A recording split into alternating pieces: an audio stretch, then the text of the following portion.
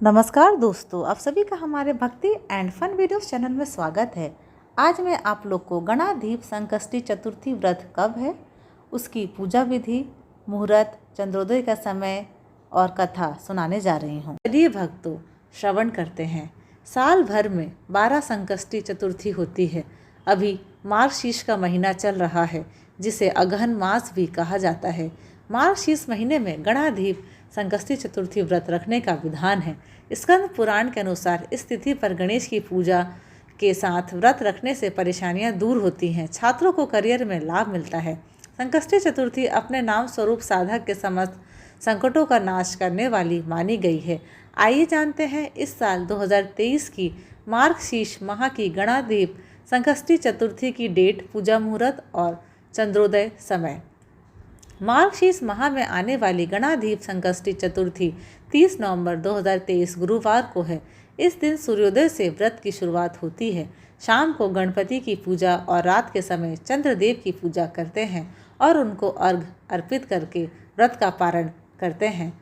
पंचांग के अनुसार मार्गशीर्ष माह के कृष्ण पक्ष की गणाधीप संकष्टी चतुर्थी तिथि 30 नवंबर 2023 को दोपहर 2:24 पर शुरू होगी और 1 दिसंबर 2023 को दोपहर 3:31 पर इसका समापन होगा।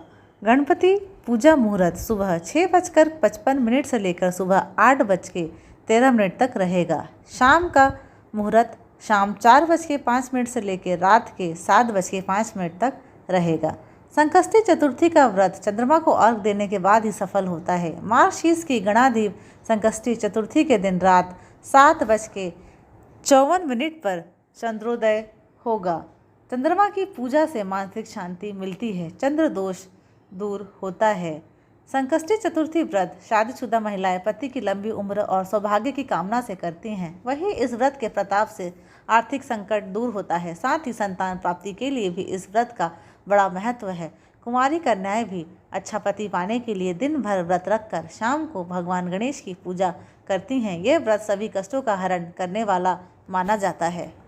अब मैं आप लोग को गणाधीप संकष्टी चतुर्थी व्रत की पूजा विधि बताने जा रही हूँ।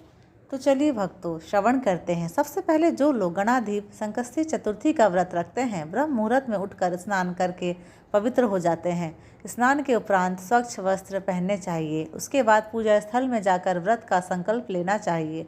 गणाधीप संकष्टी चतुर्थी के व्रत के दिन चावल, गेहूँ और दाल का सेवन न करें।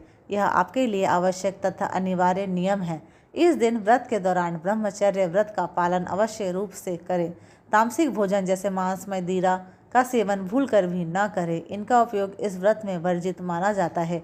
क्रोध पर काबू रखें और खुद पर संयम बनाए रखें, क्योंकि अगर आप ऐसा करते हैं तो आपको चतुर्थी का फल अवश्य मिलता है। चतुर्थी के दिन भगवान गणेश जी के मंत्रों के जाप के साथ श्री गणेश स्तोत्र का पाठ भी करें। इसके उपरांत भगवान गणेश के सभी मंत्रों का उच्चारण करें तथा उनसे स्वस्थ होने की कामना करें। गणाधीप संकष्टी चतुर्थी व्रत का पारण चंद्रोदय के पश्चात अर्घ देकर ही करें।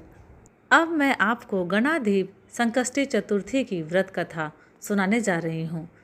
इस संकष्टी चतुर्थी से जुड़ी एक पौराणिक कथा के अनुसार पांडव राजा युधिष्ठिर ने भगवान कृष्ण से इस दिन व्रत का महत्व बताने के लिए कहा था। इसलिए भगवान कृष्ण ने रामायण से जुड़ी एक कहानी सुनाई। एक बार अयोध्या के राजा दशरथ ने जंगल में रहने वाले एक गरीब और दृष्टिबाधित जोड़े के इकलौते बेटे श्रवण कुमार को गलती से मार डाला और अपने बेटे की मृत्यु के बारे में सच्चाई जानने के बाद बूढ़े दंपति ने राजा दशरथ को श्राप दिया कि उन्हें भी अपने बेटे से अलग होने की पीड़ा सहनी पड़ेगी। यह श्राप तब सच साबित हुआ जब वर्षों बाद राजा दशरथ को कैकेयी, जो अपने बेटे भरत को राजगद्दी पर बैठाना चाहती थी, की आज्ञा का सम्मान करने के लिए अपने बेटे राम को अपने राज्य से बाहर जाते हुए देखने का दर्द सहना पड़ा।